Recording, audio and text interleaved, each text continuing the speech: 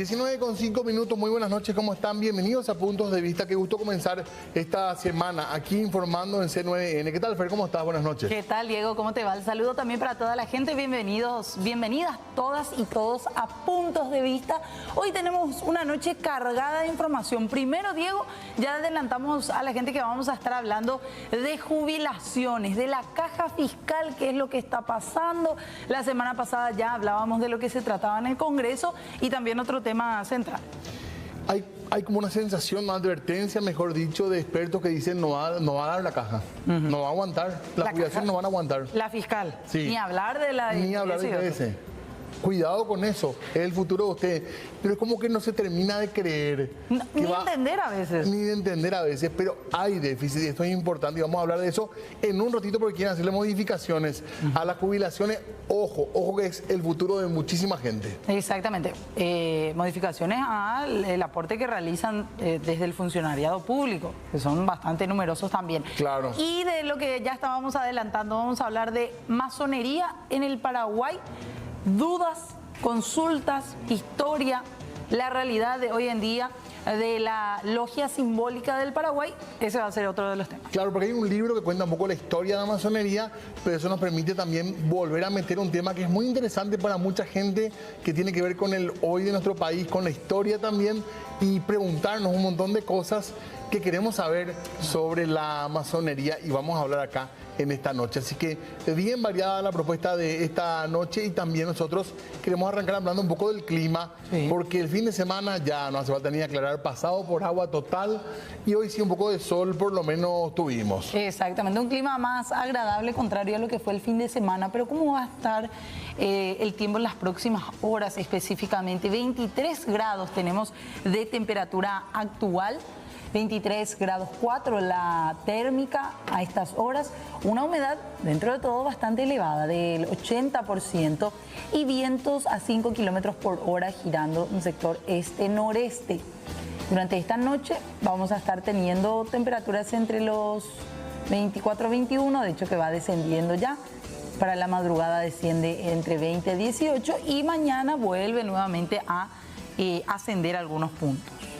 Así va a estar entonces mañana entre 20 y 26 también, pero miremos ya por favor el extendido para ver el pronóstico entonces lo que va a ocurrir a partir de mañana, que es martes.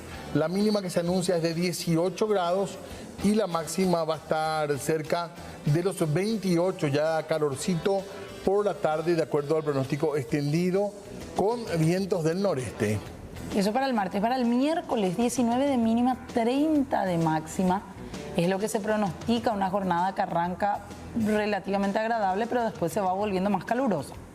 Para el día jueves, la mínima 20 y la máxima 30 grados. De vuelta va a ser un jueves ya caluroso, con vientos del noreste de vuelta y el cielo parcialmente nublado. Para ir cerrando esta semana, fíjense ustedes en la gráfica. El viernes nuevamente aparece la posibilidad de algunas lluvias dispersas.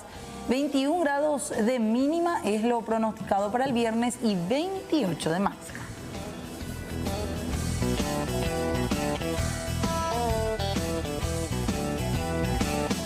Y arrancamos nuestra noche hablando de jubilación. Mucha atención a este tema que queríamos plantear.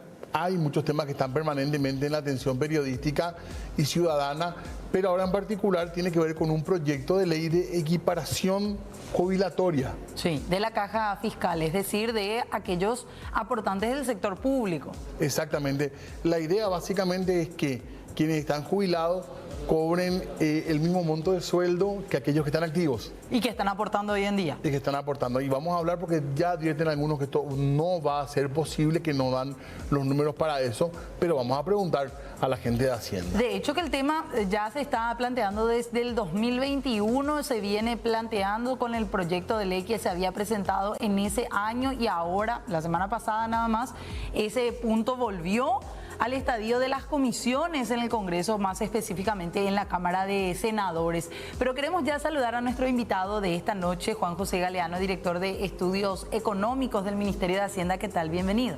Buenas noches, gracias Fernanda, Diego, un saludo para ustedes y también para la audiencia. Podríamos arrancar hablando un poco del proyecto antes de explicar por qué podría ser inviable o cuáles serían los problemas que tiene para arrancar, digamos, la charla. Perfecto. El proyecto de ley tiene varias aristas, entre ellas la principal es la creación de una tabla de equivalencias que justamente, como ustedes mencionaron, lo que pretende es equiparar la jubilación con los salarios de los funcionarios en actividad.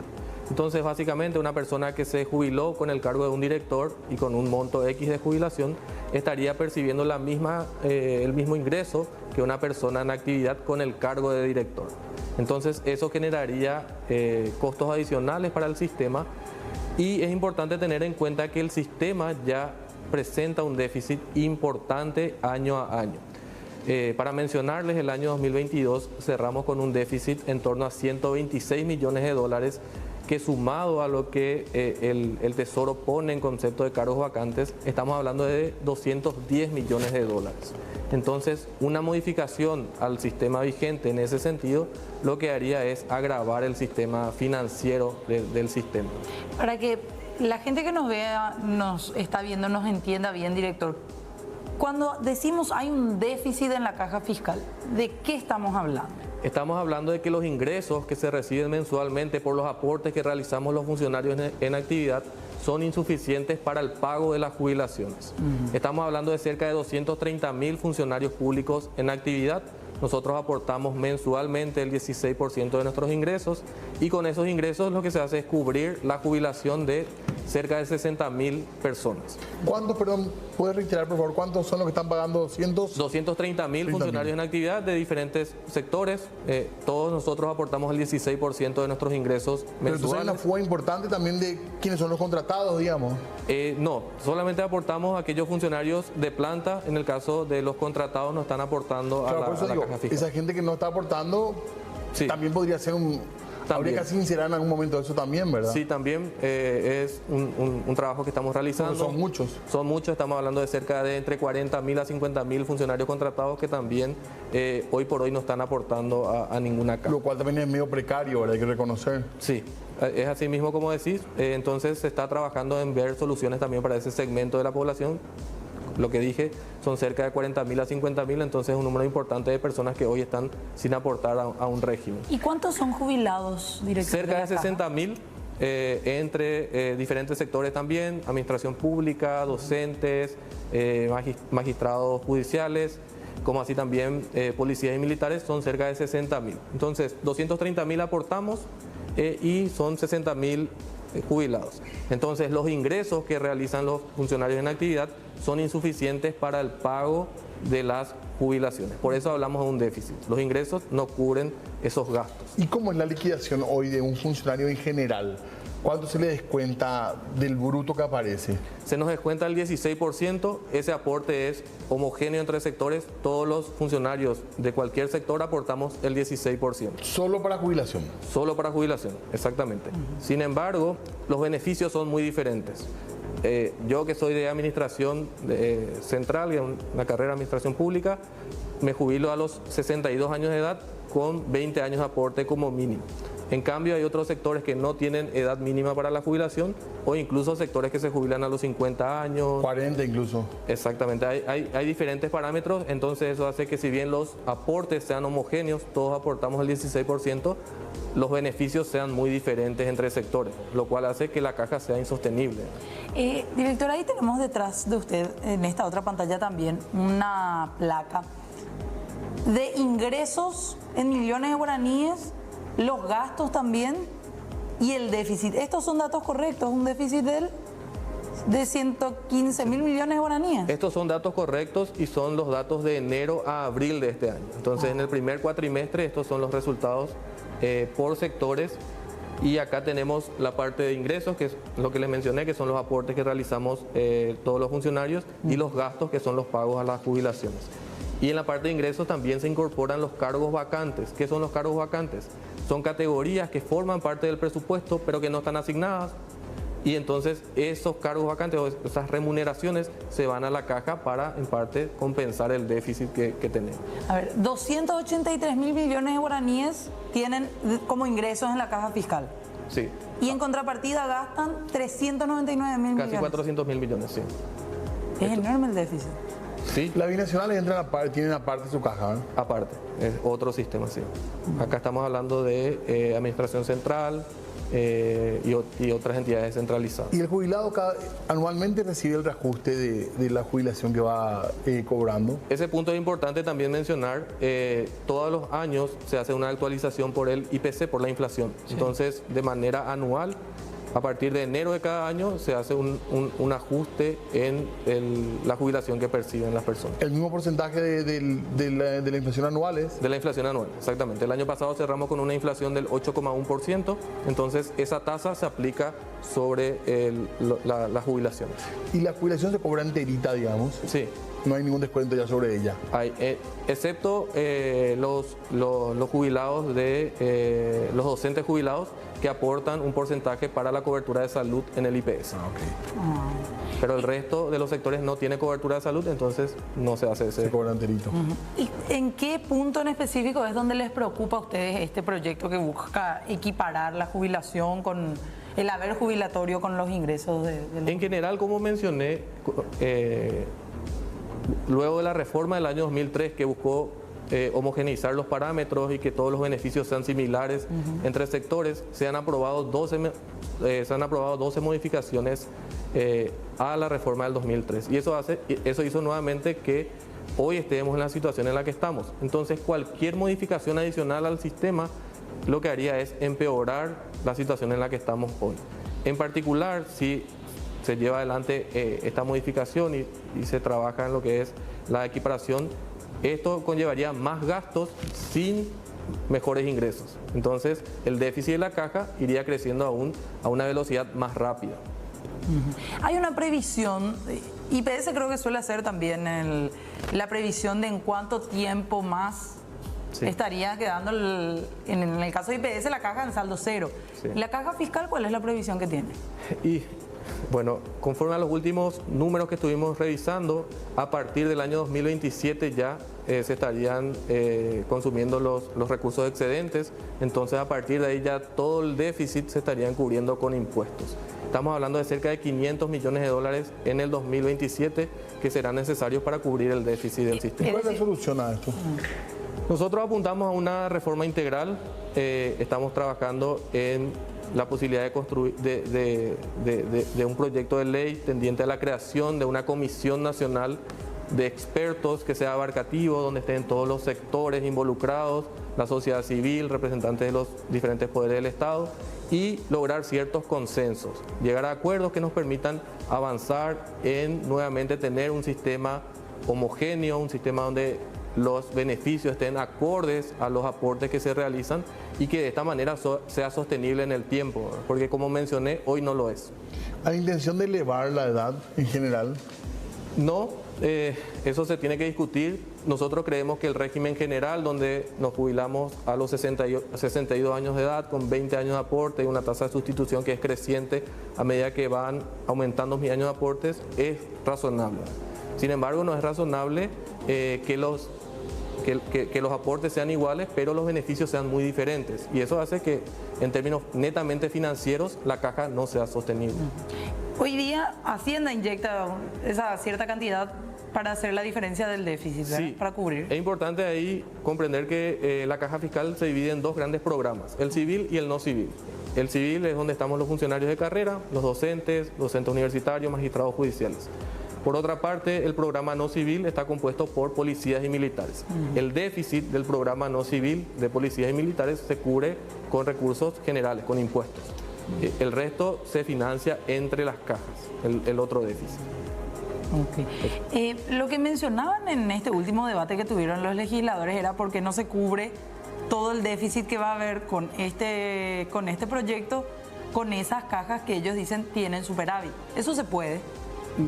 Ahí tendríamos que hacer un análisis muy fino, porque también si es cierto, hoy existe superávit en algunos sectores. ¿En cuáles, por ejemplo? En el sector de administración pública, que somos nosotros. Sí. Sí, nosotros tenemos superávit. Sin embargo, si hacemos un modelo actuarial ya hay unas previsiones de mediano y largo plazo, también eso se puede volver negativo. Entonces, no porque hoy tenemos superávit se tiene que consumir todo ese superávit. Tenemos que ser muy cuidadosos e ir generando más superávit para garantizar los pagos que se realizan hoy, pero también los pagos que se van a realizar en el futuro. Porque hoy nosotros estamos aportando con la expectativa de tener una jubilación futura. Claro. Entonces tenemos que ser muy cuidadosos por eso con este tipo de modificaciones. ¿Y cómo se puede generar más superávit sumando a esto que usted estaba diciendo? Tratar de homogeneizar parámetros. Si las tasas de aporte son homogéneas, también los beneficios tienen que ser homogéneos. Como les dije, hoy tenemos más de 12 subregímenes diferentes. Eso hacen que existan parámetros para la jubilación de funcionarios con 55 años de edad. Maestros también, ¿verdad? Maestros tienen, tienen beneficios diferentes, personal de blanco tiene beneficios diferentes, guardabosques, patrulla caminera. Entonces hay muchos subregímenes que tienen diferentes beneficios y eso hace que la caja no sea sostenible. Por las particularidades de cada ocupación, digamos. Claro, porque lo que se hizo en todas estas modificaciones que mencioné del 2003 en adelante fue reducir los años de aporte, menos años de aporte, pero mejores beneficios. Entonces eso va de forma contraria. Va permeando la caja, digamos. Claro, va permeando y va en sentido contrario a lo que te recomiendan. ¿Y cuánto, en general, cuánto cobran los jubilados? ¿Hay salarios muy bajos todavía? Depende del sector. Por ejemplo, el sector de magistrados judiciales tiene jubilaciones más altas. Los docentes universitarios también tienen jubilaciones más altas. ¿Y los extremos cuáles serían de las jubilaciones más altas y las más bajas? Y la jubilación, en promedio, el sector de administración pública tiene aproximadamente una jubilación de 3 millones de guaraníes. Y en magistrados judiciales estamos hablando de cerca de 15 millones de guaraníes de jubilación. O sea, pero son promedios. Obviamente claro, hay personas con jubilación por arriba. Que recibe menos de un salario mínimo, por ejemplo? Sí, hay esos casos de personas que se jubilaron hace muchos años, que tuvieron una jubilación muy baja, pero por ley se establece en la ley de presupuesto que la jubilación mínima siempre va a ser al menos del 40% del salario mínimo, que esa es la... ¿Y eso no habría que levantar para que sea una jubilación digna también? También forma parte del análisis que tenemos que llevar adelante, porque justamente el 40% del salario mínimo es un monto bajo, entonces analizar la posibilidad de subir eso. Esto nos va a permitir, obviamente a través de una reforma integral, porque mayores gastos sin su contraposición de ingresos no va a ser sostenible. La teoría, o sea, lo ideal sería que de ese 16% que le descuentan a los 230.000 se pueda financiar todo. Sí. Pero eso no ocurre hoy en día. Y hoy en día no ocurre por esta diferenciación en los beneficios que les mencioné. Ahora mismo la postura de Hacienda oficialmente con este proyecto que la semana pasada volvió a comisiones, ¿cuál es? La postura oficial de Hacienda es trabajar en una reforma integral del sistema. Pero que este proyecto se archive. Y que este proyecto se archive hasta que podamos conformar esta comisión y que esa comisión posteriormente nos lleve a una propuesta de reforma integral. ¿Y cuál es la postura que tienen del otro lado los que apoyan esta equiparación de haberes? ¿Ustedes escucharon? Me imagino que tuvieron mesas con ellos. Sí, trabajamos con ellos, también les escuchamos. Hacen referencia a la situación de policías y militares que a partir de la ley del año 2011 lograron esta equiparación, es decir, los militares y policías retirados tienen una jubilación que se actualiza conforme a la actualización de los militares y policías en actividad. Entonces tratan de equiparar eso al sector civil. Sin embargo, nosotros creemos de que se cumple con el mandato de hacer la actualización a través del IPC, garantizando de esta manera que no pierdan poder de compra y también explicando de que los recursos financieros, porque esto es un ejercicio netamente financiero, son insuficientes para aumentar los beneficios. ¿Y el sector jubilado qué dicen? Y ellos están dispuestos también a sentarse en la mesa, tienen mucho para aportar porque tienen mucha experiencia, nosotros somos conscientes de eso, también ya llevan muchos años revisando los números y compañía, entonces ellos esperan una mejora en sus jubilaciones. Y ahí es importante entender el sistema con el que opera la caja fiscal. La caja fiscal es un sistema de reparto solidario, es decir, lo que yo estoy aportando hoy en actividad financia la jubilación de las personas que hoy están en situación de pasividad. Entonces, el día de mañana, cuando yo me jubile, las personas en actividad van a estar financiando mi jubilación. Por lo que nosotros decimos que una mejora en las jubilaciones se tiene que dar durante los aportes en la vida laboral activa. Lastimosamente, el sistema no permite que las mejoras se den después. Lo que se hace una vez que la persona está jubilada es garantizarle el poder de compra, que no pierdan poder de compra a través del ajuste de la inflación. Y el tema salud se plantea en algún momento, porque también con las jubilaciones de poco ingreso, digamos, el tema de salud a partir de cierta edad debería ser un tema de preocupación también, ¿verdad? Es un tema de preocupación, es un tema en el que estamos trabajando. En general, como les mencioné, el aporte que realizamos los funcionarios públicos es solamente para la caja jubilatoria, a diferencia de lo que ocurre en el sector privado, donde los aportes son para salud y jubilación. Entonces, tenemos que trabajar también en una propuesta integral que permita a los funcionarios públicos, tanto en actividad como a los jubilados, tener una cobertura de salud. Viendo un poco todo este panorama, es básicamente los que estaban o los que se retiraron aportando, qué sé yo, 5 millones de guaraníes y ahora, como usted decía, con un cargo de director y ahora ese cargo de director está ganando 15 millones. Eso es lo que buscan equiparar ellos. Sí, así mismo. Pero otros dicen, no es justo que reciban una jubilación por la que no aportaron. Sí, esa es la discusión, es así mismo. Y bueno, como les mencioné, es un sistema de reparto solidario, por lo tanto, yo estoy recibiendo mi jubilación en base a mis aportes realizados durante mi vida laboral activa. Y ahí se hace el ajuste anual por la inflación, que es lo que se va. Y ahí es importante también un punto, mencionar que desde el año 2003 en adelante se realizaron esos ajustes anuales por inflación en el caso de los jubilados. No así en el caso de los funcionarios en actividad, que muchas veces el ingreso estuvo congelado por una gran cantidad de años, porque no se dieron aumentos.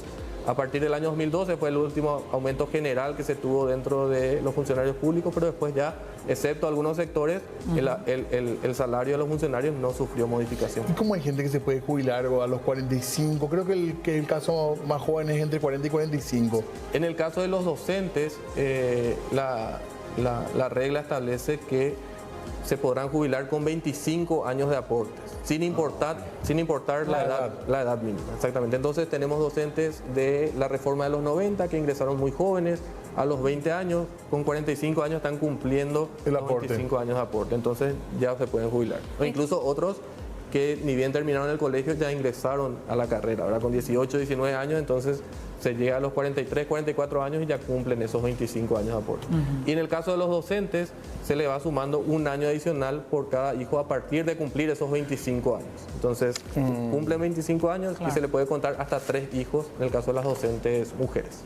Esto queda, director, como un gran pendiente, un gran desafío para ya el Congreso siguiente prácticamente con esta vuelta a comisión. Sí, es un gran desafío.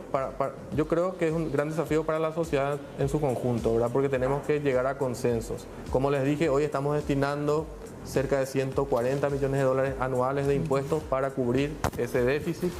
En un periodo de 10 años estamos hablando de cerca de 1.300 millones de dólares que se utilizaron para cubrir el déficit del programa no civil. Entonces, eso conlleva un costo de oportunidad gigantesco, ¿verdad? En un país con muchas necesidades, las que todas sabemos, infraestructura, salud, educación. Entonces, destinar 1.300 millones a cubrir el sistema deficitario termina siendo muy costoso para toda la sociedad. Con el nuevo gobierno hablaron también, ya que Fernanda preguntaba por el Congreso, ya hay autoridades que están metidas ahí. Falta la proclamación oficial, entonces a partir de ahí trabajar ya de manera oficial con el equipo de transición. Pero no cambiaría mucho la postura, ¿verdad? Es como una línea que se trazó ya en Hacienda esta. En Hacienda está trazada exactamente la línea y somos muy conscientes de que este problema tenemos que abordarlo porque es muy costoso en términos financieros y también una preocupación constante tanto para los jubilados, para cumplir cada mes con sus beneficios, pero también para los funcionarios en actividad, ¿verdad? Porque también están preocupados los funcionarios que hoy están cotizando pensando en que el día de mañana no van a poder jubilarse. Y que están aportando para nada. Para ellos al menos. Esa es una preocupación, exactamente. Entonces, garantizar tanto los pagos que se realizan hoy como también las jubilaciones del futuro, ¿no? Claro. Director, gracias por el tiempo, muy amable, muy interesante, pero tenemos que seguir charlando de esto. Gracias. Hay mucho para más. Hay mucho, a disposición totalmente del Ministerio de Hacienda. Gracias Diego, Fernanda, a todo el equipo. Y felicidades Diego, estás feliz por el campeonato estás de parabienes. Quiero que aprendan la sinceridad. Pero y nosotros te felicitamos, Diego. Pero fue con un acondicionado, un asado. Así que, vos director que incluso. De Olimpia. Bueno, ustedes tienen historia para bancar. Gracias, director. Gracias. Bueno, seguimos con más. Se enoja los cerristas. Sí. Hacemos pausa.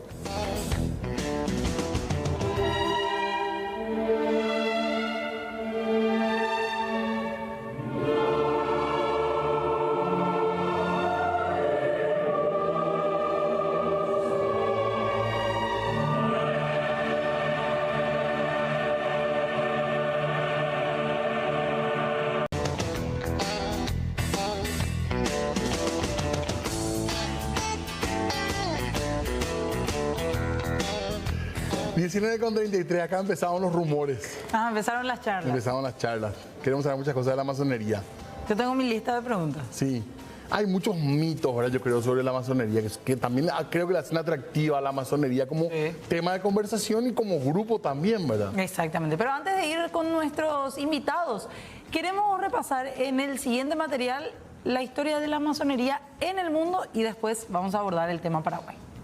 La historia de la masonería comienza con los canteros durante la Edad Media. Fue entonces cuando los gremios establecieron una serie de apretones de manos, contraseñas y otros símbolos secretos para proteger sus secretos profesionales y aprobar sus credenciales. A partir de ahí, muchos de estos primeros masones se organizaron en logias masónicas para cuidarse unos a los otros y a sus familias en caso de lesiones o muerte.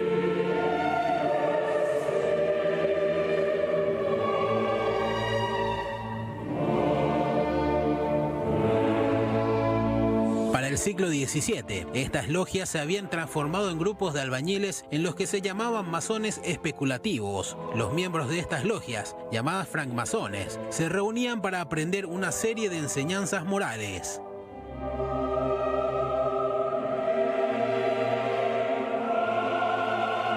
En 1717, 4 de estas logias se unieron en Londres para formar la primera gran logia del mundo. Los masones eventualmente formaron grandes logias en Irlanda y Escocia, luego en el resto de Europa. En poco tiempo, los masones habían establecido logias en todo el mundo.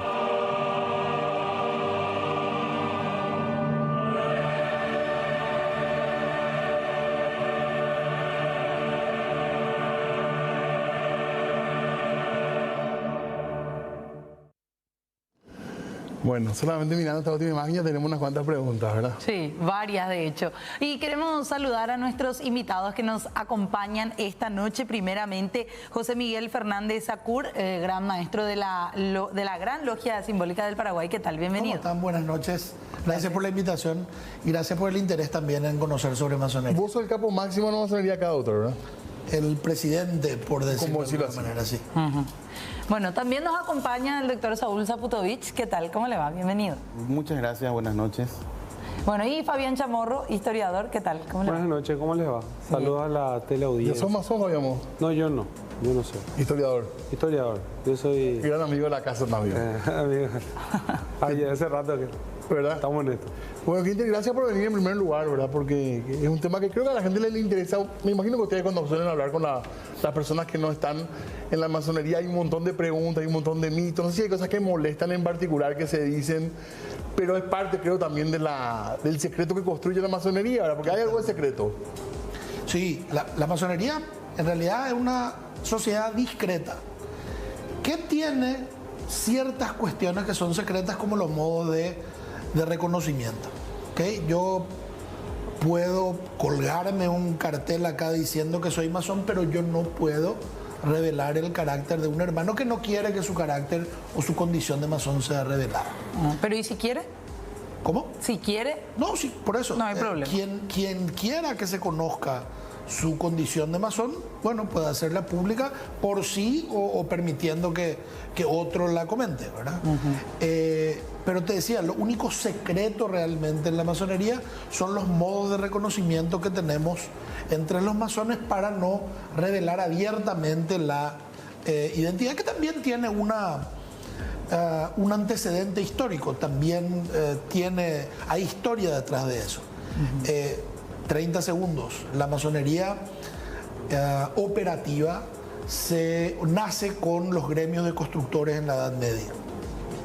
Ahora, cada uno de esos gremios obviamente tenía ciertos tipos de técnica de construcción que le interesaba que otros gremios no la tengan o que no accedan a esa información por una cuestión de supervivencia en el mercado, por decirlo de alguna manera. Entonces se idearon ciertas palabras, ciertos toques, ciertas formas de pararse para que miembros de un mismo gremio puedan saber que pertenecían a ese sindicato de construcción, por decirlo de alguna manera, y resguardar los secretos técnicos de otros gremios. Lo de las cuadrillas y compás es por eso el símbolo.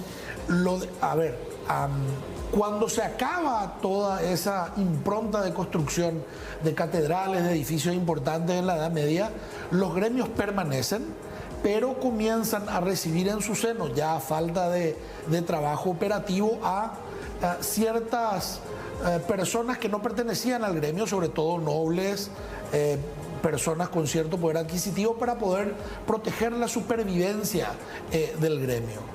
Como la masonería empieza con referencia a la construcción, a partir de que comienza a volverse especulativa o filosófica, usa esos símbolos de construcción para transmitir conocimiento filosófico, entre ellos las cuadrillas del compás.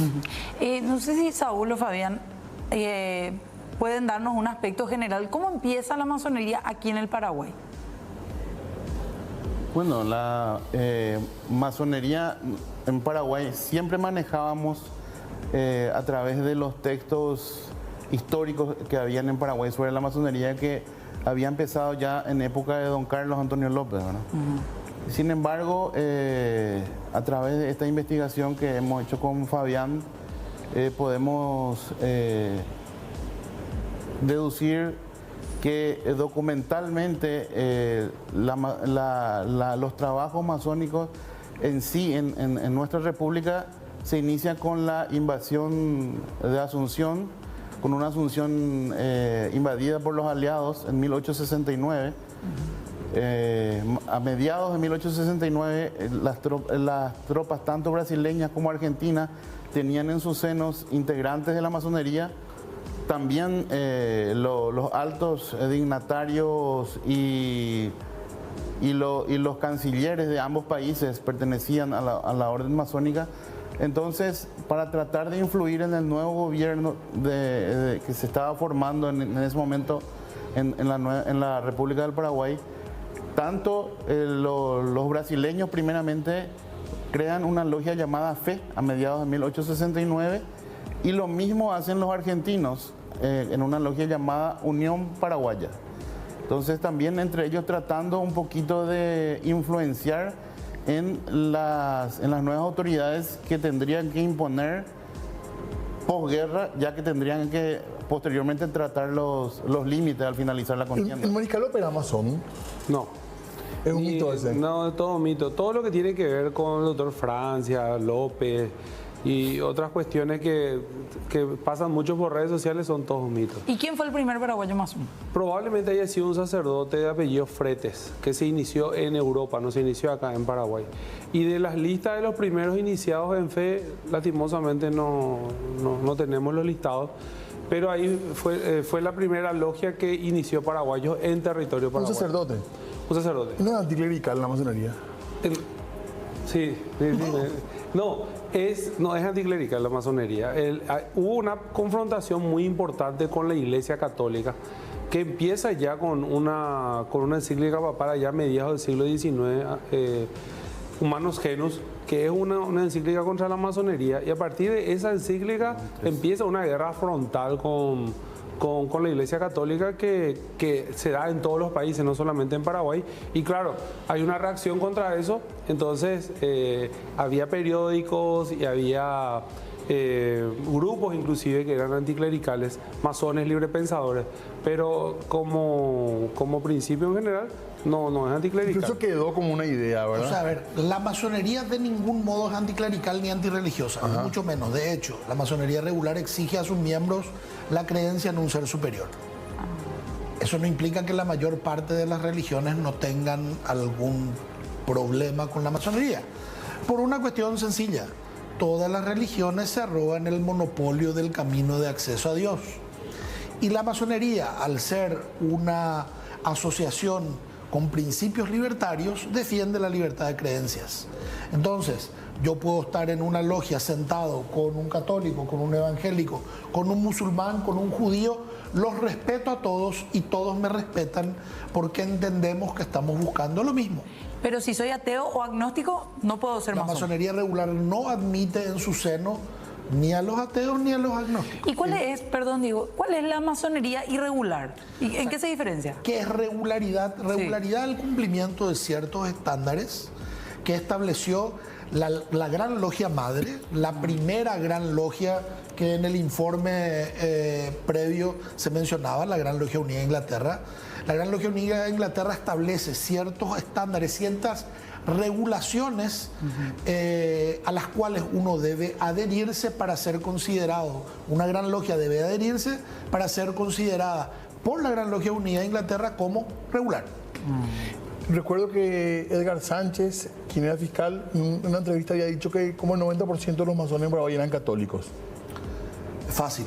Puede ser así. Fácil, por la misma distribución religiosa que tiene el país. Porque tengo entendido que el Código Canónico ya sacó la masonería, como no le menciona ya, pero antiguamente mencionaba. Puede ser que ahí quedó la duda.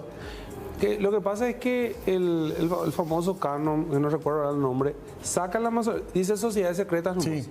Pero después Ratzinger hizo una aclaración cuando él tenía ese cargo, antes de ser papa, que no recuerdo, tenía un cargo larguísimo, que era de la doctrina de la iglesia, donde sí le volvió a meter a la masonería.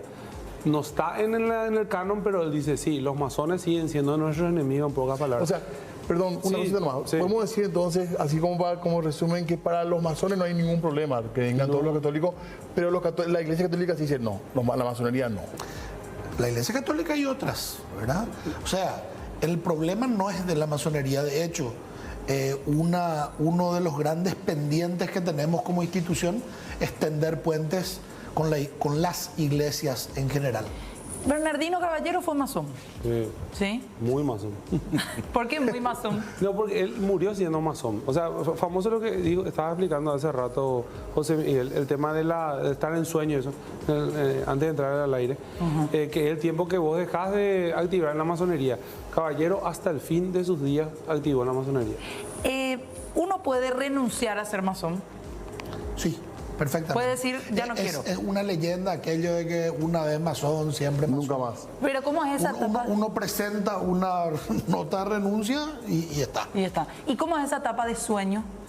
Es sencillamente no asistir, no cumplir con las obligaciones pecuniarias y fraternales que tiene uno, entonces queda como un stand-by. Pero no hay un pedido formal de renuncia. Doctor, dijiste algo que me pareció muy interesante. En general solemos pensar que hay una cosa con la firma de 3 puntos que indican que uno es masón. Creo que eso es cierto, ¿verdad? Bueno, el triángulo, como otros símbolos geométricos, también son símbolos que tienen un significado filosófico. O sea, hay muchos masones que firman con 3 puntos. Claro, pero hay personas que usan 3 puntos que no son masones tampoco, Pero ¿verdad? 3 puntos en triángulo. 3 puntos en triángulo normalmente, ¿verdad? Pero es un uso, es un ¿Eso modismo. indica el grado o no es así? No, de ninguna manera. Y el saludo, hay una cosita del dedo ahí o no cuando se saluda un masón. No, hay modos de pero eso es lo real, como te decía, eso es lo realmente secreto, los modos de reconocimiento. Eso ustedes no pueden revelar. El resto, no, eso no. El resto de las cuestiones Si te sí son- saludo, me decís así o no. No puedo. Menos que menos siendo gran maestro, ¿verdad? No.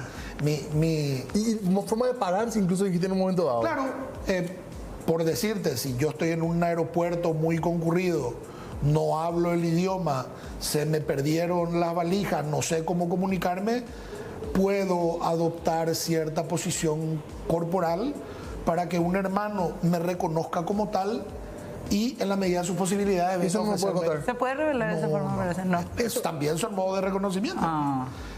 Pero, Pero uno piensa en un aeropuerto y dice, pues, ¿cómo entramos ahí? ¿Verdad? pero no son, a ver, no son son modos sumamente sutiles y discretos.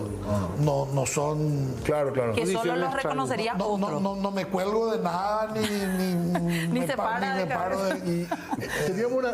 Queremos hablar un poco de algunos nombres, ¿verdad? De personalidades ilustres, de otras cuestiones, de personas vinculadas a la masonería también en Paraguay. Ya habíamos hablado de Bernardino Caballero. Sí. ¿Quién es el siguiente, Iván? Mariscal Estigarribia. Sí. También fue... Sí. Grado 18. ¿Cuántos grados hay en total? No, diferente ahí, esas son escuelas filosóficas, te va a explicar mejor el gran maestro, pero en el escocismo, que era lo que había en Paraguay cuando eso llegó al grado 18, que es hasta el 33. Después justo empieza un periodo de inestabilidad que deriva con la guerra del Chaco. Cuando empieza ese periodo de inestabilidad, él lo envían al Chaco, entonces tiene que abandonar su vida masónica. Después ya no pudo retomar porque se fue exiliado, volvió un tiempo, después ya fue presidente de la República. Su última foto, es más, una de sus últimas fotos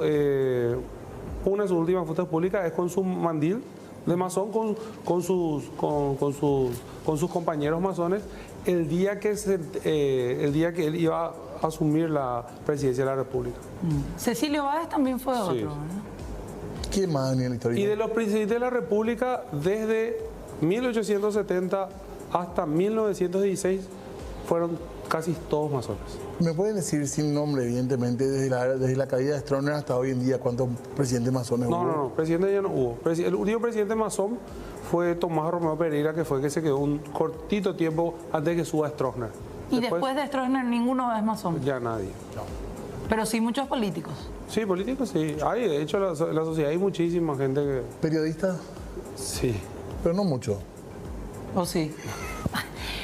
¿Cuántos de los que entraron al Senado en este periodo nuevo que va a venir son masones? Y yo le vi ahí, cuando me fui a escribir el libro, le di a unos cuantos, pero no sabría decir si son muchos. Más o menos. Esperemos, más allá de cuántos, ¿verdad? Esperemos que realmente lleven el espíritu masónico en función de gobierno, ¿verdad? Que es lo que espera la masonería. Nosotros, de hecho, estamos en un proceso de depuración. Estamos tratando de que las manzanas podridas salgan de la canasta, ¿verdad? Así que, más allá de cuántos sean y de quiénes sean, a nosotros como institución nos interesa que lleven una forma de gobierno o de ejercicio de sus cargos compatible con los ideales libertarios y de unión en la justicia que tiene la masonería. ¿Y cuáles son esos ideales que tiene que mantener un político siendo masón, estando al poder? En realidad la masonería es una institución que transmite virtudes y valores. Así que uno de los más importantes es obviamente la honestidad, la integridad, y desde donde le toque crear las condiciones necesarias para que el Estado pueda proveer las condiciones necesarias para el desarrollo integral de los ciudadanos. En Cámara de Diputados actualmente hay también. Hay hermanos en función de gobierno en general. En general. En general. Porque hay muchos casos de hecho de corrupción. ¿A eso te referías, doctor? ¿Y qué hacen ustedes? ¿Toman medidas internas? Sí, por supuesto. Nosotros tenemos procesos disciplinarios. El masón jura, entre otras cosas, cumplir la ley del país en el cual funciona la institución. Así que no podemos prescindir del principio de inocencia. Así que otorgándole al hermano el derecho a defenderse, tenemos procesos disciplinarios que pueden llegar a culminar con la expulsión. Es decir, rayar al hermano permanentemente de los cuadros de la masonería. Por un hecho de corrupción, por ejemplo. Por ejemplo. ¿Hubo casos de gente radiada? Sí, muchos. ¿Recientes? Sí. ¿Y nunca más pueden volver a entrar? No. A la Gran Logia. No. Bajo ninguna posibilidad. En el caso de que se tome la medida de expulsión, es semiterna. Ya está. ¿Y otras medidas menos graves? Hay medidas menos graves para conductas menos graves, que van de la amonestación, la suspensión por X tiempo. O sea, hay una escala de sanciones proporcionales a la conducta que se le pueda aprobar. Es más, como el proceso masónico es un proceso ético, muchas veces las sanciones culminan o se dan antes de que exista una sanción judicial propiamente, en caso de que la inconducta tenga un impacto de orden judicial, ¿verdad? Y vamos a hablar un ratito también del Poder Judicial, porque hay una idea que es un lugar donde hay muchísimo poder masónico, hay como está instalado eso. Vamos a desmitificar un poquito Sí, eso también. hay ministro de la Corte, bueno, creo que Alberto Martínez lo contó públicamente, ¿verdad? Al ser un número tan reducido de ministros, también no me gustaría Referirte por... referirme a estamentos en particular, ¿verdad? Pero sí, en todos los estamentos, en todos los poderes del Estado hay hermanos, como hay cerristas, como hay olimpistas, como hay liberteños, como hay católicos y como hay evangélicos, ¿verdad? O sea, Perfecto. Vamos a hablar un ratito del Poder Judicial enseguida, pero queríamos compartirnos los nombres que habíamos hablado. Y creo que nos faltó el último, José II de Cut. También. Sí, él también fue, pero él no llegó a presidente, porque ahí justamente me habían preguntado si los presidentes, sí, un político muy importante, fundador del Partido Colorado, reorganizador del Estado paraguayo luego de la Guerra de la Triple Alianza, también fue masón. ¿Cuántas logias hay en Paraguay?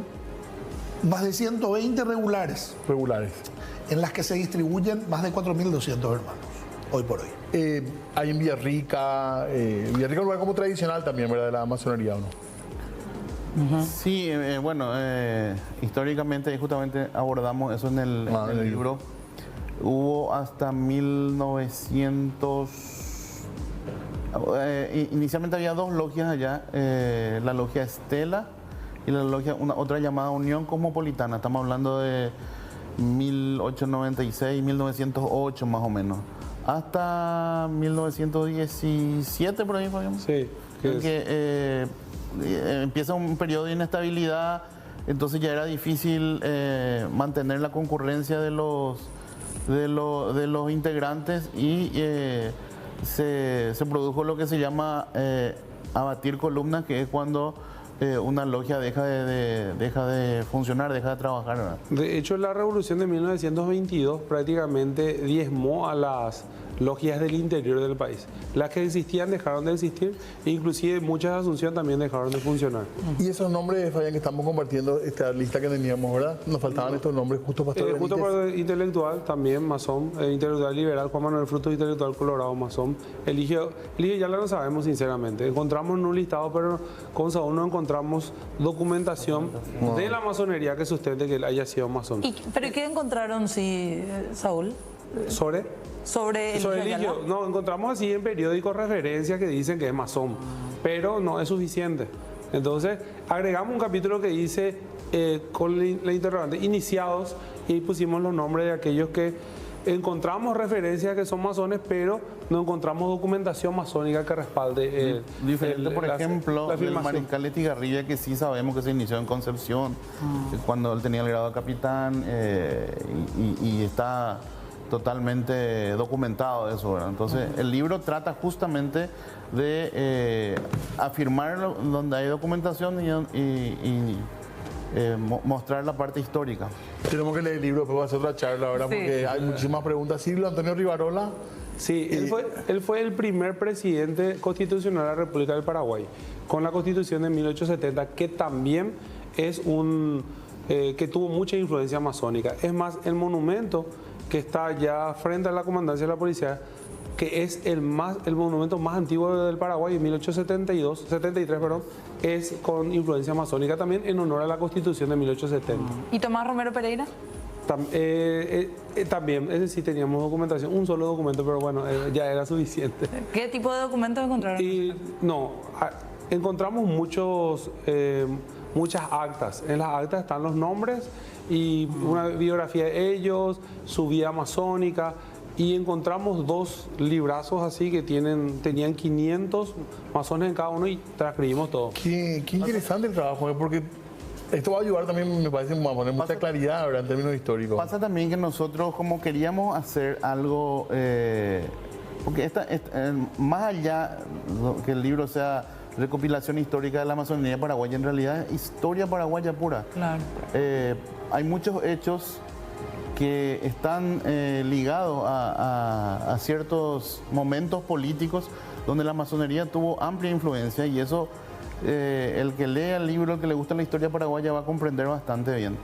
Y la dificultad fue justamente lo que decía Fabián, la documentación, que fue como armar un rompecabezas, porque está esparcido por todos lados, o en colecciones privadas, o en acervos privados.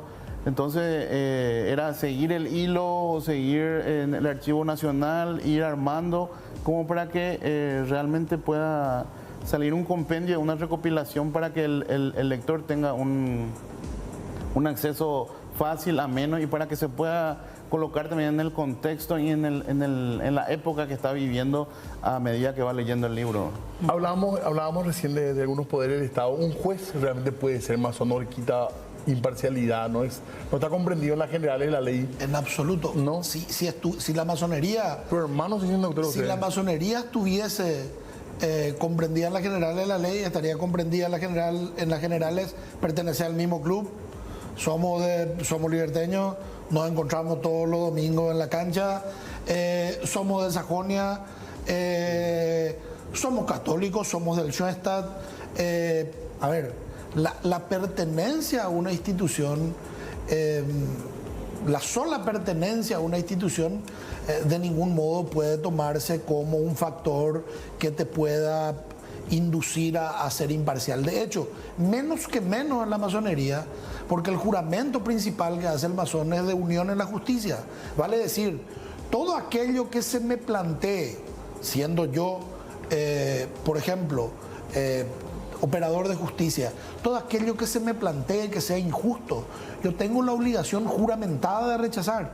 O sea que es mayor garantía para el ejercicio de una justicia imparcial el adherirse a los principios. Es el ideal, doctor. El ideal. Sí, pero convengamos, en tu caso, vos sos abogado digamos, no metido en el Poder Judicial. ¿Crees en mi caso particular? No, si vos te vas por... Pero te digo, en mi caso particular, yo tengo más perjuicio por ser masón que beneficio. Porque resulta que si yo gano un juicio, ganó porque es masón. Espera un poco. Entonces, a mí particularmente, como abogado en el ejercicio de la profesión, defender los ideales de la masonería, exhibir mi carácter de masón, me ha traído más problemas que beneficios. En teoría, vos no le pedirías a un juez masón, es el ideal, no le pedirías nada incorrecto. Y yo menos que menos. Pero no pasa eso siempre. Bueno, hay que diferenciar la institución de los hombres, ¿verdad? No pasará en masonería, pero no pasará en otro tipo de instituciones tampoco. No quiero mencionar, porque parece que soy muy reiterativo con la iglesia, pero no se me ocurre otra institución que sea o que tenga una situación para ejemplificar más afín, ¿verdad? Acá hay muchos grupos sociales que tienen y de hecho, colegios incluso. Tiene que ver lo que está diciendo José Miguel, el tema de la iglesia. Hay una estigmatización con el tema de la masonería que ya tiene que ver con esa pelea con la iglesia hace siglos, más de un siglo ya. ¿Y qué pasa? Que un masón hace más masón. Pero nadie dice que todos los bomberos voluntarios son acosadores porque su jefe sea acosador, o nadie dice que todos los pastores protestantes son narcos porque uno es narco. Entonces, nosotros medimos con diferentes varas cuando tratamos con la masonería. Automáticamente salta un masón que hace, no, todos son iguales. Todos son. Entonces, tiene que ver con esa disputa con la iglesia. Eso ocurre acá y yo veo cada vez menos en Uruguay y en Argentina que con el estudio que estuvimos haciendo con Saúl, mucha relación tenemos con la masonería uruguaya y argentina, y allá ya no existe eso. Entonces, ¿por qué? Justamente porque ellos comenzaron con un periodo más temprano de estados laicos, cosa que acá no ocurre, pero inclusive hasta ahora tiene mucha influencia la Iglesia Católica en el Estado. Entonces, por eso es que acá se siente todavía el estigma, y ese estigma ya no se siente en otros lugares. Claro, no hay un pesebre en la institución pública. Bueno, esos preconceptos precisamente son los que estamos tratando de derribar con acciones como esta investigación. ¿Qué contribuye al Paraguay hoy la masonería como para ser un país mejor, digamos? La masonería contribuye tanto de manera institucional con su labor filantrópica, como a través de sus hombres. Pero un objetivo ese, doctor, perdón. ¿Es un objetivo de la masonería? Sí, absolutamente. ¿O es muy personal, digamos? No, la masonería es una institución filosófica, iniciática, evolutiva y filantrópica. ¿Ok? ¿Cuál es el objetivo que tiene la masonería? Tratar de que sus miembros sean mejores personas. Pero no con un afán de crecimiento egoísta, sino para poder salir a invertir ese crecimiento espiritual en sus círculos sociales, en sus comunidades y en su sociedad. Escalar. Entonces, la masonería no solamente contribuye a un mejor país con la construcción de sus principios, sino con la difusión de sus principios a través de sus miembros. Y lo hizo siempre. Decía bien Saúl que en el libro no solamente se expone la historia de la masonería, sino la historia del Paraguay a través de hitos importantísimos en los cuales intervinieron masones. La creación de la Biblioteca Nacional, la creación del Colegio Nacional, el matrimonio civil, la educación laica, la Cruz Blanca, la Cruz Verde, la Universidad Nacional, el Colegio Nacional, en fin. La Constitución Nacional de 1870, la formación de los principales partidos políticos. O sea, son todos aportes superlativos de la masonería al devenir de la epopeya patria. Y a nivel, tenemos que hacer pausa, tengo entendido ahora, pero... Sí, antes había un dato que nos pasan también aquí de producción. En medio de todo este problema con la iglesia, ¿hubo en cierto momento algún conflicto con objetos perdidos de la logia atribuida a un robo de la iglesia, por parte de la Iglesia Católica? En Concepción no solamente robaron los elementos de la logia, sino que incendiaron luego la logia. ¿Quiénes? ¿Desde la iglesia? Desde la iglesia. Lo que pasa es que hay un corte, porque este es largo. Sí, vamos a hablar del tema de la Iglesia Católica y la masonería. Bueno, el tema es que la Iglesia Católica va ganando terreno con el correr de los años hasta que se convierte en hegemónica luego de la Guerra del Chaco. Y cuando hablo de hegemónica, los masones desaparecen de los espacios públicos. Esos espacios públicos se habían ganado a fines del siglo XIX, de a poco fueron perdiendo.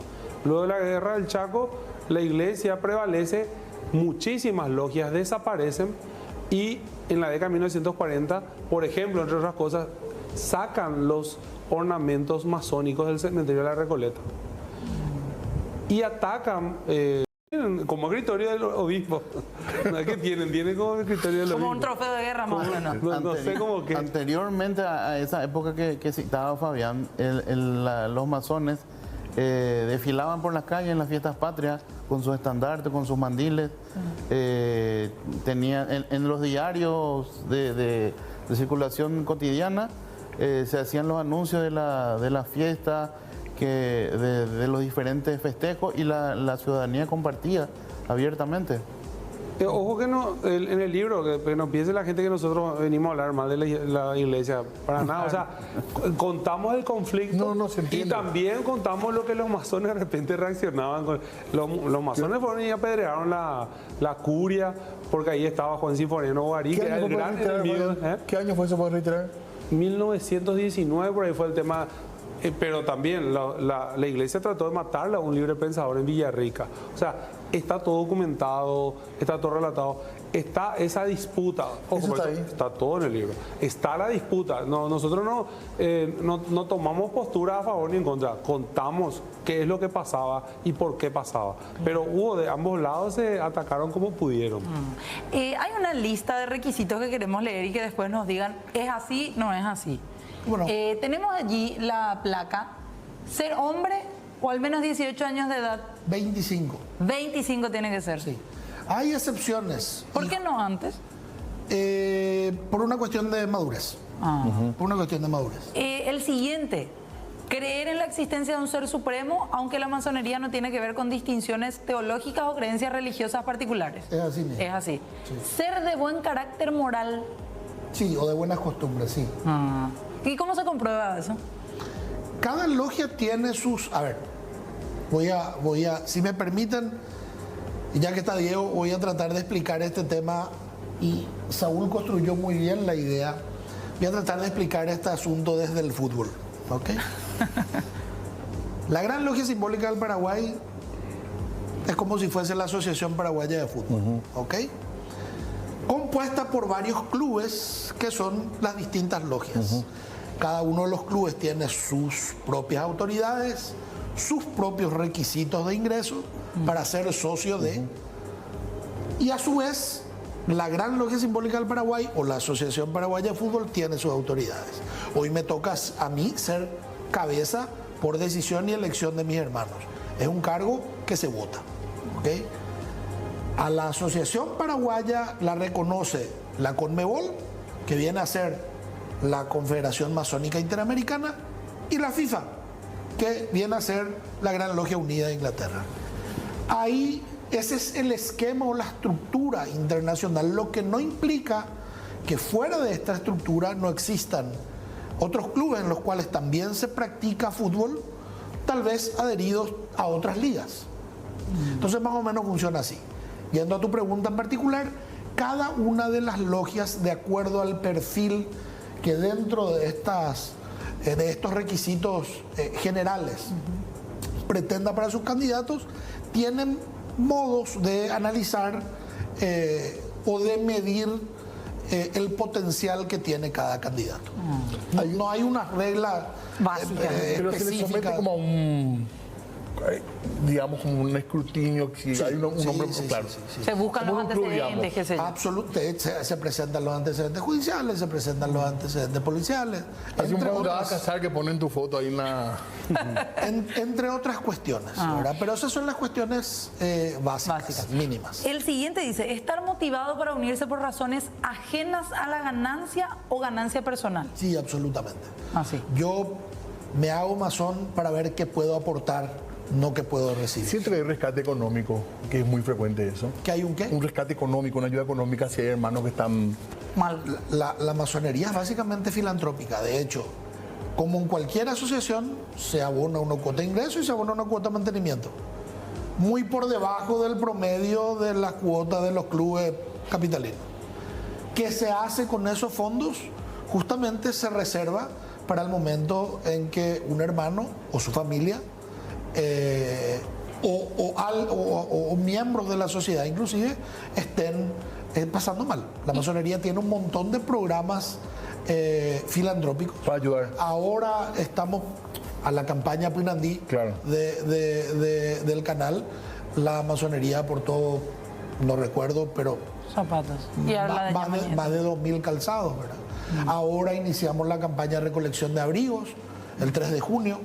Es decir, mantenemos constantemente programas de auxilio social. ¿Y si un hermano está mal, le dan dinero, debe devolver? No es una exigencia. No es una exigencia. Ahora, obviamente, si en algún momento el hermano se recuperara y tocara su corazón el ayudarle a otro del mismo modo como él fue ayudado, bienvenido sea. Bienvenido sea. Pero hay otros requisitos más. Su decisión de aplicar debe ser basada en su propio libre albedrío y acuerdo. Absolutamente. No puede entrar obligado. Claro. Ser impulsado por una opinión favorable de la masonería. Tiene que tener o tiene que estar apadrinado por lo menos 2 miembros. Es decir, si Diego se quiere ir pero no tiene nadie que le recomiende, no puede. Bueno, hoy por hoy uno puede ir a visitar la oficina de la Gran Logia, puede usar sus canales digitales y seguramente lo van a contactar y 2 hermanos se harán responsables de él en el momento en que sea formalizada su presentación. Su deseo de unirse. Claro, pero lo más tradicional, por lo menos aquí en Paraguay, es proponer candidatos. Normalmente los hermanos... Ese es el sistema. Los hermanos... muy familiares el tema, o sea, hijos, padres, abuelos, eso también como... Súper tradicional. Es muy común eso. Es súper tradicional. El siguiente dice, desea adquirir conocimiento, otro de los requisitos, y dispuestos a ajustarse a los usos y costumbres antiguas de la fraternidad. Absolutamente. Yo encontré uno en internet que decía, estar libre de ataduras y pensamientos esclavizantes. Sí. Los 2 requisitos básicos en los cuales pueden resumirse todos los que mencionaste recién son ser libre y ser de buenas costumbres. Dentro de esos conceptos que son bastante elásticos, cada logia define sus perfiles con relación al candidato. Ser libre tiene un montón de aristas. Ser libre de preconceptos, como acabas de mencionar. En la masonería yo estoy obligado por el principio libertario a respetar lo que piensa mi vecino. Por ende, si yo estuviese atado a dogmas y no tuviese la suficiente ductilidad como para admitir una opinión contraria a la mía, no sé qué voy a hacer. Tenemos un tema histórico, pero una preguntita nomás Yo tengo también una... con respecto al tema. ¿Hay algunos autores en particular que son leídos en general, digamos, o no? Por decir Descartes o Aristóteles, ¿hay a filósofos de cabecera o algunos pensadores más comunes, por así decirlo? Que son los más comunes tal vez en la lectura filosófica ordinaria, ¿verdad? No hay o no existen autores, salvo los que escriban específicamente sobre masonería. En lo que hace a filosofía no existen autores más apetecibles. ¿Y en que otros, economía hay ¿verdad? alguna guía así también o...? Que de vuelta, que no son distintas a las obras que se leen en la facultad. Pero Marx no, por ejemplo. Más Adam Smith que... A ver, bueno, ahí entra la libertad de pensamiento de cada hermano, pero nosotros defendemos los ideales democráticos y también democráticos en materia económica. ¿Por qué la Gran Logia Simbólica no acepta mujeres? Porque la FIFA no acepta todavía. Para explicarte un poquito, la Gran Logia Unida de Inglaterra cada vez está más abierta a las ideologías de género, a la masonería femenina, pero todavía no acepta dentro de la estructura esta que te estaba mencionando. Pero obviamente esto es un camino evolutivo. Cada vez vemos más apertura en la Gran Logia Unida de Inglaterra y yo creería que es cuestión de tiempo para que las mujeres también puedan integrar este esquema de regularidad muy particular del que te estoy hablando. ¿Pero por qué no aceptan? ¿Tienen algún argumento? Tiene una connotación histórica. Acordate que todo lo que es masonería viene de la masonería operativa, viene de las construcciones, del trabajo físico de la construcción, en el cual no participaban en aquel entonces mujeres, ¿verdad? Pero hay otras logias irregulares que sí aceptan. Ojo, irregulares para esta estructura que te estoy hablando. Claro. Que es, porque no me gustaría ofender a nadie, ¿verdad? Claro. Pero irregular para esta estructura. O sea, que no dependen de Inglaterra, vamos a decir. Que sí admite damas. Hay logias que son mixtas, hay logias que son femeninas y con las cuales nosotros tenemos, los miembros de la Gran Logia Simbólica del Paraguay tienen las mejores relaciones, ¿verdad? ¿No se paga para entrar? Hay una cuota de admisión y hay una cuota de permanencia, como les decía, ¿verdad? ¿Elevado o no? Muy, pero muy por debajo de lo que serían las cuotas de admisión o de permanencia de cualquier club. Cuando vemos un muchacho parado en la esquina con un traje negro, a veces con una flor, esos son chicos que quieren ingresar a la masonería. Eso para nosotros es una payasada. Y normalmente viene de organizaciones que consideramos irregulares. La iniciación es... Teníamos imagen ahí nosotros. Sí, te vendan los ojos. La iniciación es un acto solemne de viajar adentro de uno mismo, de pensar muchas cosas. No es un bautismo universitario. Pero eso de la camisa con el pecho descubierto de un lado, los ojos vendados, ¿eso se hace o no? Eso lo pueden ver en internet. Eso forma parte de... Aquí estamos tratando en secreto ahí. Eso, claro, eso forma parte de cuestiones muy íntimas de la institución. Y dicen que te sacan la venda y a veces te cae de espalda porque le ve a gente que no te imaginabas nunca que... ¿O no es así? Ahí me estás comprometiendo a avanzar sobre cosas que no puedo avanzar. Sí, doctor. Bueno, usted hace la discreción porque forma parte de la intimidad propia de la, y de la institución. intimidad que hace que la masonería haya supervivido y superviva durante tanto tiempo. Es una fortaleza para usted la discreción. Totalmente. ¿Ustedes a qué edad ingresaron, por ejemplo? ¿Vos, Saúl? Yo estoy como historiador nada más, no pertenezco a la... Ya. ¿Y en tu caso? Yo a los 23 años. Bien joven. Bien joven. Antes de los 25. Cuando eso se permitía el ingreso a los 21. 21. ¿Y cómo votan? ¿Votar para qué? Para el caso de tu elección, doctor, por ejemplo.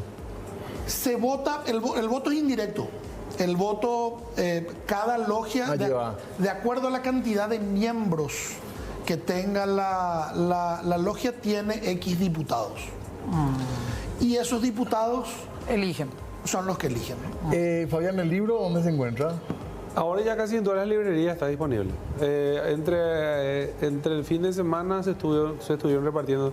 Y ahora, mañana habilitamos los canales para el interior. Vamos a poner los números porque van a comenzar a enviar por... ¿Van a estar en la feria? Claro, vamos a estar en la feria. Podemos tener un stand nosotros, ¿no? Vamos a estar en la feria y estamos hablando con algunos de los muchachos para ver quién se anima también a que demos una charla, porque el lanzamiento fue multitudinario, más de 600 personas hubo en el lanzamiento.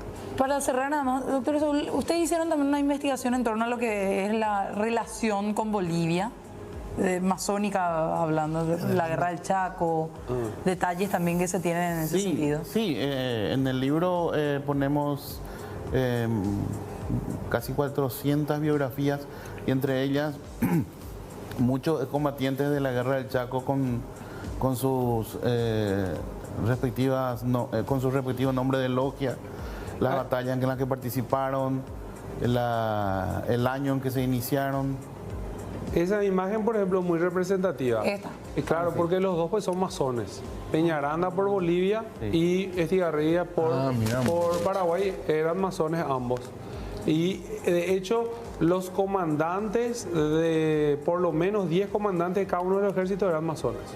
El 9 de junio, el 9 de junio próximo, están llegando 120 hermanos bolivianos para festejar el encuentro masónico en la Paz del Chaco. No se pudo evitar la guerra tampoco, por más que había mucho peso, digamos. El problema a Bolivia le estaba pasando lo mismo que la masonería paraguaya, se estaba retrayendo.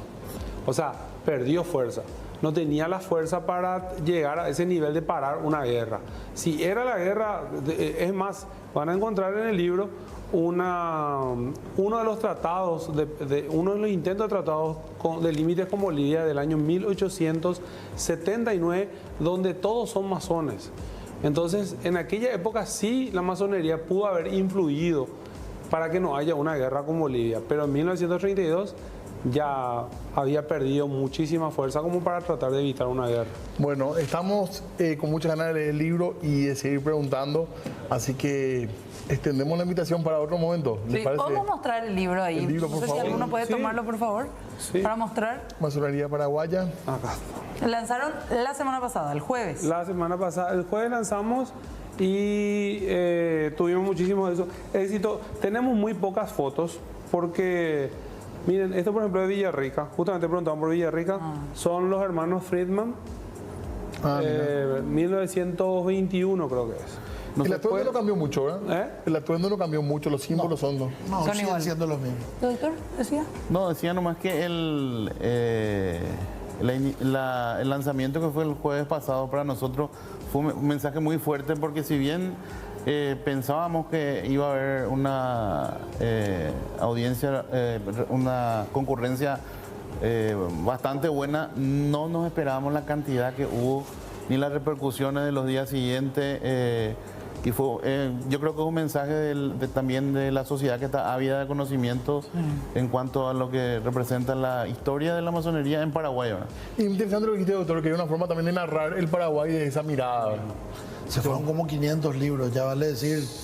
No, más de 700 se fueron. ¿Ya? Sí, más de En 700. 72 horas. Bueno, a ver si nos invitan al encuentro masónico con los bolivianos, también para minonear un poco. Una cuestión que tengo que reconocer acá del gran maestro es justamente la apertura, porque la idea del libro es abrirse más a la sociedad nuevamente, y a partir de este libro va a salir un museo y a partir de eso se va a abrir el templo para que entre la gente que no tiene que ver con la masonería, para hablarles de masonería y hablarles también de la historia de la masonería. O sea, todo esto tiene que ver con un proyecto mucho más grande que el libro solamente, que puede servir como puntal, pero detrás de esto viene un proyecto mucho más grande. Y aparte de conocer, me parece que ayuda a derribar mitos también, ¿verdad? Y a hacer más crítica también, ¿verdad? Pues se van a exponer más también. Totalmente. Gracias por el tiempo, ¿eh? Gracias, Por favor. José Miguel, gracias. Gracias a doctor. ustedes. Gracias a ustedes. Gracias, Gracias a también, ustedes, Fabio. gracias a ustedes. Bueno, hacemos pausa. Dale, ya volvemos.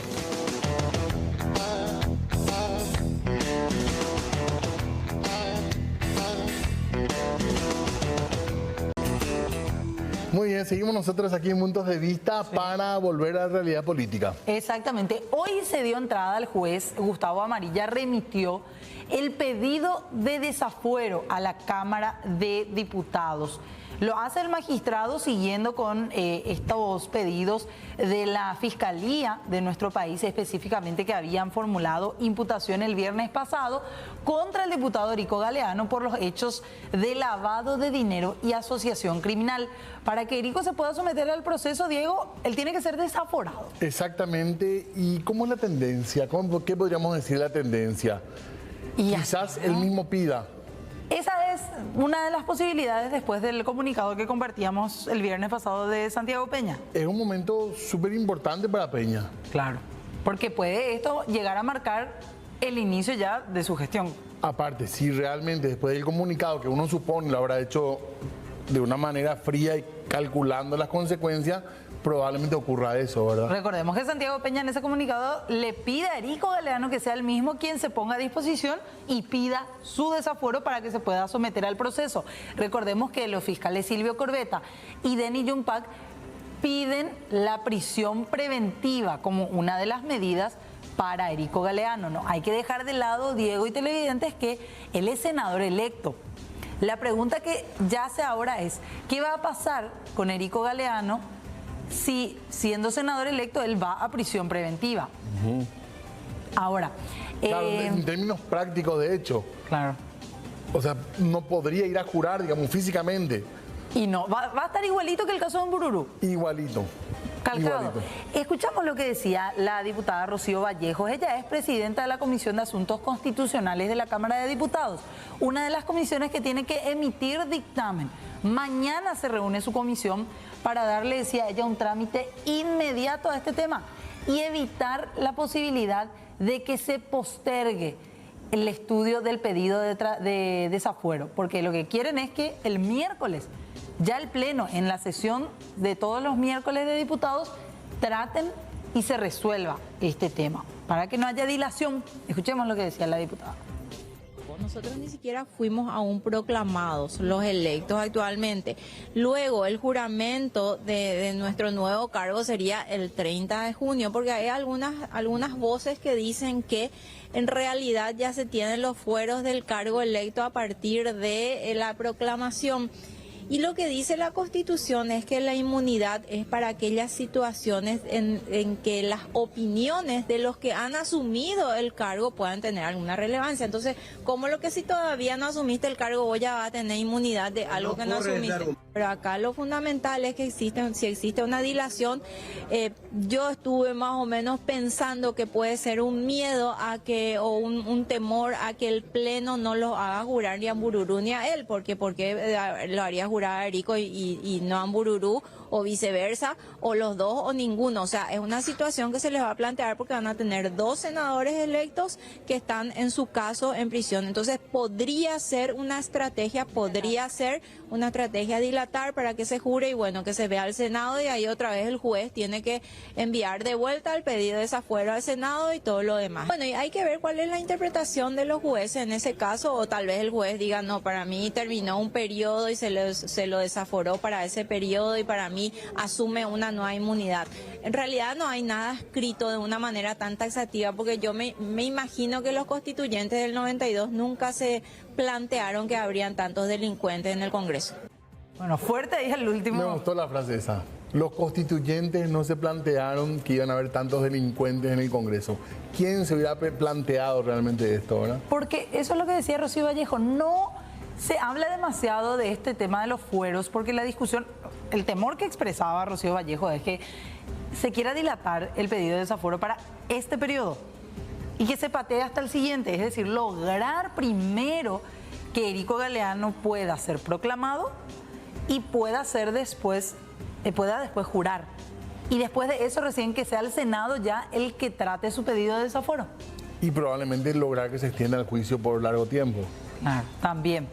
Porque Dilatar. lo que no quieren es, aparentemente, siempre decimos aparentemente porque no hay una postura sentada, pero lo que querrían hacer es evitar que Erico Galeano termine a las mismas instancias que en Mbururú. Ahora, pese a que esto realmente en muchos sentidos se sabía, no estaba en la imputación porque habían congelado en la fiscalía. Porque fue recusado de Niyumpak. También, recién se confirma el jueves, o sea, porque la gente pregunta, bueno, perfecto lo de Santiago Peña, realmente actuó bien, es lo que tiene que hacer como en este momento presidente electo. Pero mucha gente dice, ¿y por qué no dijo antes si lo de Erico Galeano no es nuevo? Claro. Pero no estaba imputado, está esa justificación, podríamos decir, ¿verdad? Y el documento, el comunicado de Santiago Peña dice, le pido que se ponga a disposición y que pida su desafuero. Porque en el acta de imputación, ya vamos a ir a lo otro, pero el acta de imputación dice algo gravísimo, que la Fiscalía tiene el convencimiento que le estaba recibiendo dinero del tráfico de clorhidrato de cocaína. Así de grave es. Pero sí, más a grave. sabiendas. A sabiendas. Tal cual. ¿De dónde provenía el dinero? Es gravísimo. Bueno, ¿qué pasa con los colorados? Hablaron Raúl Latorre por parte de la bancada cartista, del otro lado Ángel Paniagua, de la bancada oficialista del Partido Colorado. Ninguno de los dos sentaron postura. Y ellos solamente mencionaron que mañana, aparte de esas reuniones de comisiones que tienen que dictaminar sobre el pedido de desafuero, también se reúnen las bancadas. Y que allí, en el caso de la bancada de Honor Colorado, a las 9:30 de la mañana, van a reunirse con el propio vicepresidente electo Pedro Aliana. Y ahí van a sentar postura de si apoyan o no el desafuero de Erico Galeano. Recibimos la noticia después de un encuentro que sosteníamos con gobernadores, senadores y diputados de la Nación. El presidente electo ha sentado una posición a través de una conversación que tuvo con el diputado Erico Galeano, donde él le pedía que se ponga a disposición de la justicia los procedimientos y donde yace el fuero. En este momento es algo que sí que va a ser debatido en bancada. Entonces yo pienso de que yo siempre voy a tratar de ir por lo correcto. Y lo correcto es que tengamos que reunirnos en nuestra bancada y decidir de esa manera en forma corporativa. Pero de hecho que se tiene que dar, el pedido de un juez, de una instancia tan fundamental, se tiene que dar. No podemos nosotros desacatar la orden judicial en este caso. ¿Cree que como Partido Colorado les afecta nuevamente como imagen esta situación que le pasa al diputado Erico Galeano? No sé si le afecta o no le afecta, ya hubo cosas peores incluso que esta que no le afectó. Ustedes saben el caso de Horacio Cartes, por ejemplo, que fue declarado corrupto, posteriormente se presenta en una elección y gana por una mayoría realmente importante en las elecciones. Consecuentemente no sé si va a gravitar o no. O sea que esto no nos sorprende. ¿Cree que la Fiscalía tardó mucho en imputar a Erico Galeano, senador? Pero tardó demasiado. Yo creo que nuestro fiscal nuevo, el señor Rolón, se está esmerando en hacer una buena tarea. Nande puacamo hay hoy la corrupción de fiscal general del Estado, pero en Bocarapemina y ande, aunque sea 5 o 10%, posiblemente recuita, pero por lo menos 5 o 10% es poco, no, rejota tranquilo en el hogar. ¿Y para usted Erico Galeano es el que debe pedir su desafuero directamente? Totalmente, como hicieron muchos senadores y muchos diputados. ¿Pero cree que lo va a hacer? Ucrania y cargo, mamá. Nos quedamos con la frase de Rocío Vallejos. Nadie, menos los constituyentes, se hubieran imaginado este escenario. Claro, porque se hace una carta magna pensando en que la gente votaría hombres nobles, mujeres nobles, claro, probas. Nos está pasando que gente que tiene serios problemas con la justicia está como senador electo o senadora electa. Claro, y en ese sentido nada más hay como un mensaje que pareciera hacerse llegar lastimosamente, que buscan protección y buscan impunidad en sus fueros. El caso de Esquivel, Rafael Esquivel, alias Mbururú, tiene muchísimas causas encima, creo que son como 30 procesos, sí. Y estábamos hablando de uno de ellos que es por invasión de inmueble, sí. Quizás ni siquiera el menos grave porque nosotros estamos hablando de personas menores de edad que están como víctimas. En otras causas. En otras causas. Sin embargo, hoy se dio o se intentó realizar el juicio por ese hecho de invasión a un inmueble ajeno en el cual está siendo procesado Rafael Esquivel, alias Mbururú, pero fue nuevamente suspendido. Tiene un cuadro gastrointestinal, esto fue corroborado, recordemos que está privado de su libertad en la cárcel regional de Ciudad del Este. Y además de eso, que había hecho ya que en la ocasión anterior se suspenda ese juicio por el motivo de salud de Rafael Esquivel, el día de hoy su abogado defensor Roberto Lescano, alegó padecer un cuadro de influenza.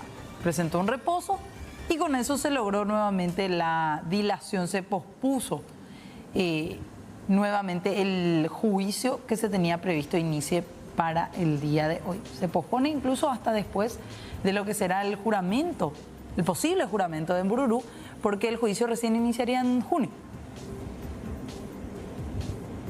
Es una chicanería, están queriendo llegar al 30 de junio para poder jurar. Y en todo caso de que salga la resolución del Tribunal Superior que le declara a él senador electo, ¿verdad? Y buscar con eso quizás una posibilidad de que no se le pueda juzgar hasta que sea desaforado. Quiere eludir someterse a la justicia porque la situación de él es bastante complicada. Nosotros tenemos la plena seguridad que él va a ser condenado en esta causa. ¿Es la tercera vez y esto se suspende? ¿La segunda? Es la segunda. ¿Tenés o no tenés libro en tu casa? No, ahora mismo no tengo nada de eso. Sí, nos gusta leer, pero no tenemos libro. No tengo y sí me gustaría tenerlo porque es muy importante. Esta campaña no es un cuento, es de novela. Y no solo son lindas palabras. Se pueden observar los fusiles puestos en banderolas, muchos de las cuales han sido adquiridos por la Comisión Pro Fusil. En cualquier tipo de relación siempre habrá desacuerdos. Lo importante es aprender a superarlos. Los hábitos, por lo general, los adoptamos de chicos. Necesitamos tu ayuda. Te pedimos que dones libros nuevos o usados para chicos en edad escolar. Pueden ser textos educativos, libros de cuentos, lo que vos creas que a ellos les va a servir y también los va a entretener. Bueno, esta es otra mirada de lo que tiene que ver con la lectura y la importancia también que tiene, no solo para los chicos, también incluso para sus propias familias. Y mucha gente está trayendo los libros que tiene en casa, los que usaron sus hijos, a veces tienen incluso una carga sentimental, ¿verdad? Porque son los libros que los chicos a lo mejor se educaron, aprendieron a leer o disfrutaron de historias y la gente con gran corazón viene y dona esos libros para que otros chicos también puedan leer. Además, gente que hace grandes donaciones. Exactamente. Bueno, estuvimos por las inmediaciones de una de las sedes de Uninorte en Itagua, específicamente en donde recibimos una importante donación nuevamente. Queremos hacer una entrega muy importante de libros para ir apoyando la campaña Ñamoñé. ¿Cuántos son los libros que serán entregados hoy? Más de 1.200 ejemplares hemos reclutado entre estudiantes, docentes, secretaría académica, los coordinadores de las diferentes carreras. Fueron donando cada uno, ¿verdad?, importantes libros para que nuestros niños en Paraguay, en una de estas 50 escuelas, realmente puedan acceder a la lectura de materiales didácticos. ¿De qué temas, por ejemplo, son los libros? Vemos aquí una gran variedad. ¿Podría comentarnos más detalles acerca de eso? Sí, tenemos libros de cuentos, tenemos atlas, tenemos enciclopedias, ¿verdad? Y así también libros de lectura que le pueden ir aportando a nuestros niños en las diferentes escuelas en donde van a ir a parar estos materiales. Importantes informaciones que ellos el día de mañana lo van a empezar a procesar y a incorporar en su léxico.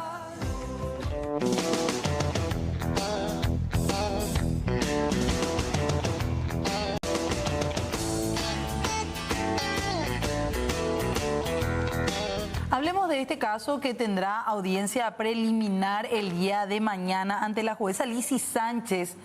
Se realizará mañana a las 8 de la mañana la audiencia preliminar de Javier Rotela, quien es el líder del conocido Clan Rotela. Además, también están citados otros 8 acusados por detentación, posesión y comercialización de drogas peligrosas, además de asociación criminal. Otros que también están acusados en esta causa, como decíamos, son Vicente Ignacio Chase, Juan Javier Rodas Román, Cristian Mario Martínez, Carmen Carolina Ortiz, Juana Isabel Cabrera, Freddy Magdaleno Pérez Montiel, Carlos Fernández González y Ronald Herminio Cantero.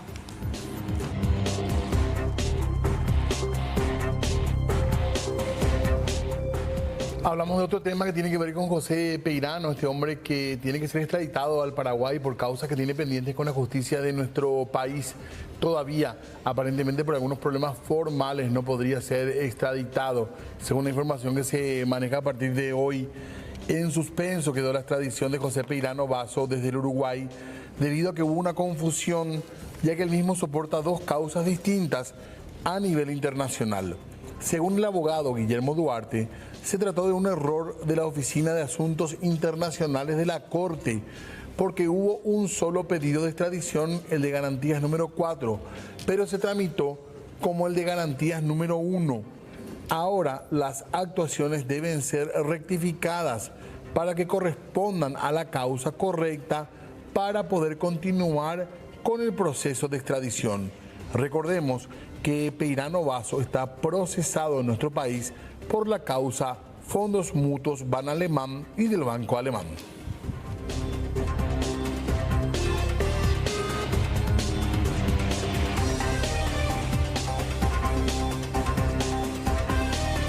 Bueno, Diego, hace unas semanas ya estábamos hablando de esta puja bastante fuerte que había en la gobernación de Concepción.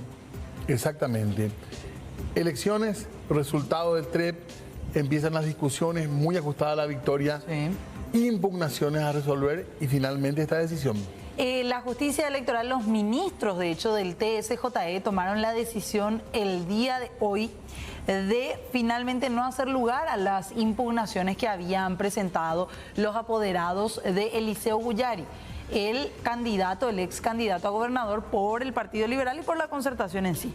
Exactamente, y con esto se confirma la victoria de Liz Mesa en Concepción. Por 42 votos. Creció un chiquitito, digamos.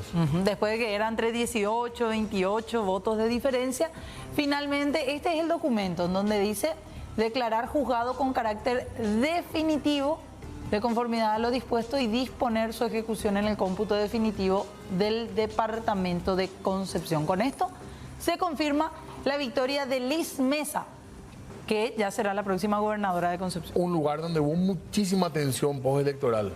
Manifestaciones, hubo al borde de agresiones en algunos casos, en otros casos casi violencia.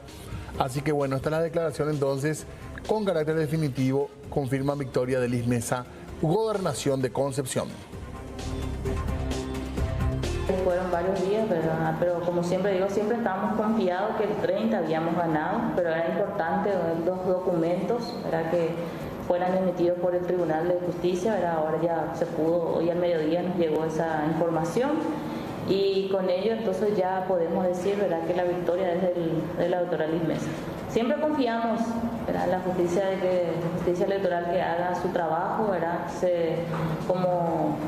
Es derecho de todos que tengan que solicitar, hacer sus reclamos y con ello se pudo entonces verificar, ver todo, analizar mesa por mesa, ¿verdad? Así mismo dice la resolución y una vez ya estudiada podemos decir que no hubo ningún fraude acá, se ganó por el voto popular, fue una campaña electoral bastante reñida, pareja y es lo que hoy día podemos decir, ¿verdad? La victoria de la doctora Liz Mesa se dio con toda la claridad transparente que el departamento pudo elegir. Muy bien, cierre entonces del tema Concepción y nosotros también hablamos brevemente por lo menos de una cuestión sanitaria muy importante también porque se confirmaron en Paraguay finalmente casos de gripe aviar. En animales y en este caso ya salud, mejor dicho, el Servicio Nacional de Calidad y Salud Animal del Paraguay, SENACSA, confirmó la detección no solo de ese primer foco del sábado, sino también de un tercer foco de gripe aviar. Ahí están viendo en el departamento de Boquerón específicamente.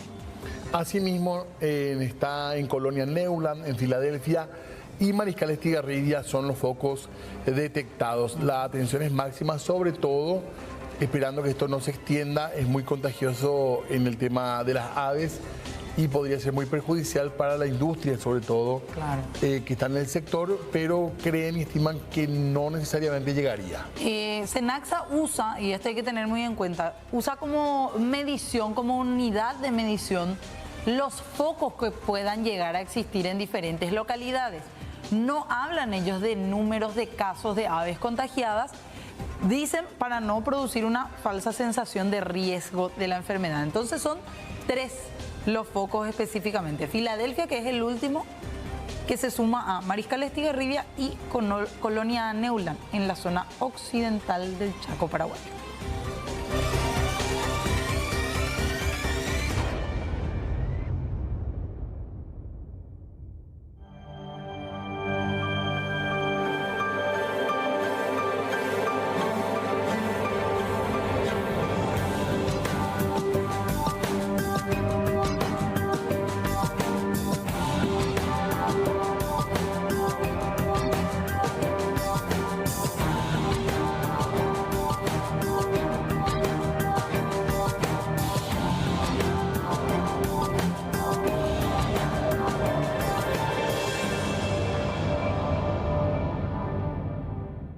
A la gran 7. Hasta el jueves hay que esperar.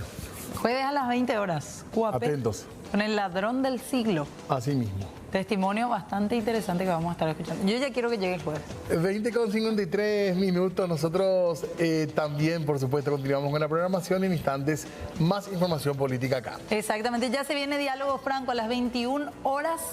Algunos de los temas principales ya lo están viendo ustedes en imágenes, en minutitos, nada más, con la conducción de Federico Franco.